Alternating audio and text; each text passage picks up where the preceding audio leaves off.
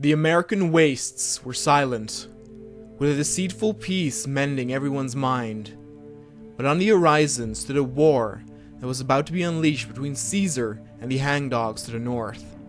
One particular city that would be struck by this war was Pueblo City, that had both a legion and hangdog district.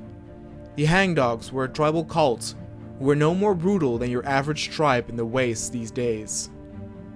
Though they were slavers, they were not particularly violent or aggressive to neighboring factions. They got their names as they trained and worshipped dogs. The elders saw the dog as their spirit animal, and the custom originated when the first members took scattered dogs in their tribe found all over Denver. Caesar knew how important the dogs were to the tribe members, and discussed a strategy with his generals to kill the dogs in the most gruesome way possible in front of their master's eye to break their will. In the Northwest, the war between the Brotherhood and the cause continued, as did it with the Troll Warrens and the Marrow Drinkers. With the knowledge that the factions to the west of Caesar had some breathing space, smaller tribes, like the Rapids, came up with new defensive strategies when an attack would come. The Western Brotherhood headed down a new path of blueprint recovery. Soldiers were sent out on their own in search of relics and blueprints of technology. Those who were chosen to search for these relics saw themselves as knights, righteous and just, and to some it could even be considered a rite of passage. Though the Desert Rangers had won their war over the Vipers, to some of the citizens it was still a matter of getting used to having new territory assigned to theirs that was considered hostile. Because of that, Vargas vowed to make the newly gained territory the backbone of the Desert Ranger region, providing with it necessary facilities and settlements. By the end of June, the cause, as expected, capitulated, and the Washington Brotherhood made it public that for the time being, they had no other war plans in the foreseeable future. Now the only war that was poisoning the people of the wasteland was just south of the Washington Brotherhood. With woodworking properly established in the Desert Ranger territory, it was time to invest effort and resources in tribal huts to expand settlements and erect new ones in Gain Viper territory. Around 600 rangers that had been trained during the time of the Viper War had completed their training and were appointed the task of helping the settlers with their expansion. The Desert Ranger population was small, standing at a birth rate of around 70 per month. But each and every civilian did their part to help their community and make it a better place without the fear of bandits or nasty creatures like rat roaches. The Desert Rangers were happy that their part was not home to too many Deathclaws, as their society and weaponry were too small to deal with those. The only war that was still brewing on favored the Troll Warrens in number of deaths as well, as their opposing Marrow Drinkers had 5 times the casualties. Though plans were made before by the NCR to possibly take over the factions located to the west of Caesar, this now had changed with the intel on Caesar preparing for a war to the north. Instead, the NCR proposed an ultimatum on the Vale and Pass bandits to the south of giving up resources and manpower in order to pose more of a threat to Caesar when the time came. The location of the two factions was perfect for the NCR as well, as it was narrow and impossible to flank. Caesar's greater numbers would not play a role here if the NCR would manage to set up powerful enough defenses. As Vargas wanted to start focusing on developing his territory's industry more, he initiated contracts that would give him tools, research, and robotics by the H&H company to speed up the process. He also came up with the so-called Raider conscription.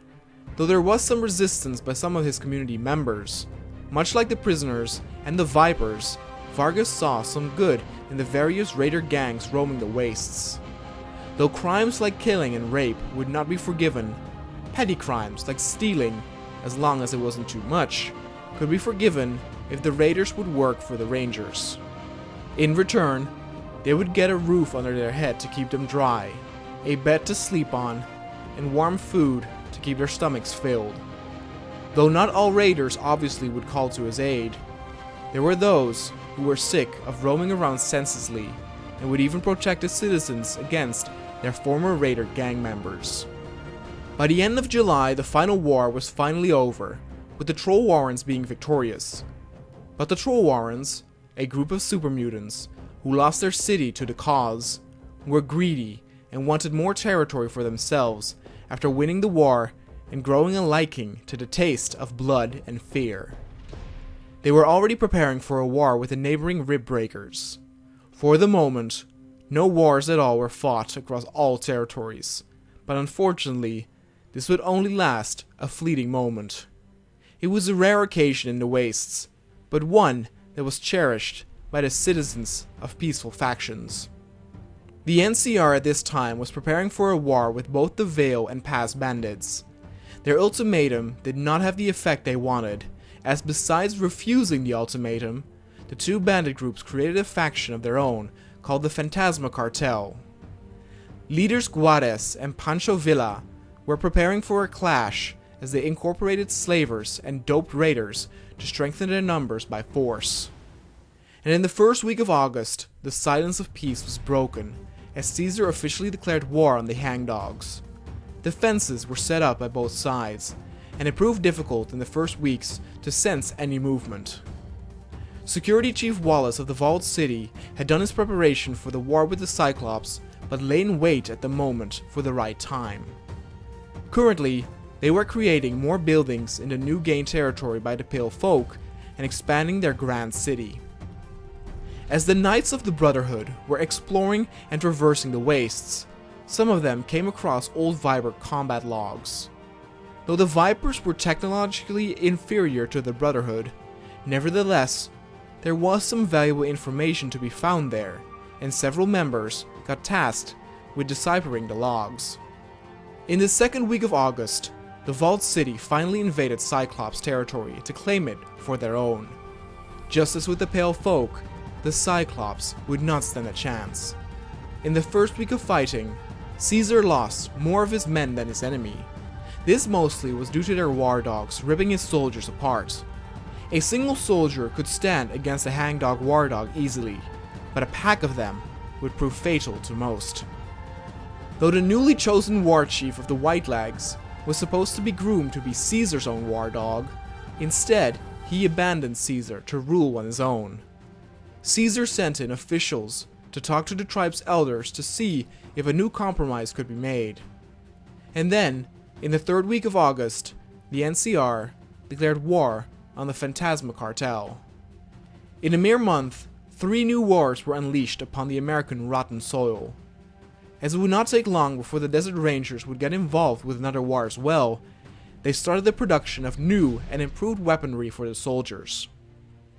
And then, the Troll Warrants did declare war on the Rib Breakers, barely having settled down after their previous skirmishes. The war between the Cyclops and Vault City was an interesting one, as some of the Cyclops straight up gave up their settlements to the invaders, as they knew they could not win. In return, no blood was spilled by Wallace's soldiers. Vargas, for the time being, decided to convert the former Vipers' headquarters to their own central base, as it was very defensible and rich in resources. The NCR broke through the Veil Bandits' defenses with ease, as expected. Their soldiers were even so superior that they hadn't lost a single man yet. Caesar's army, on the other hand, was bleeding, as the hangdogs posed a worthy enemy. The front line still had not shifted, with heroes fighting on both sides. But the death of his soldiers did not faze Caesar. He knew he outmatched his enemies in terms of numbers. That's why he was already preparing a second war at the same time with the Twin Mothers.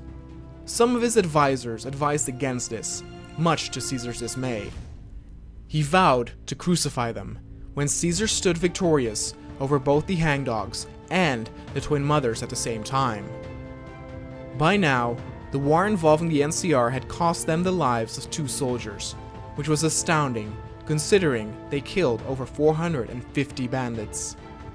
As the days went by, Caesar managed to gain a bit of territory, but it wasn't much. The Vault City fared much better, though a resisting group of Cyclops were able to push back into their own lands.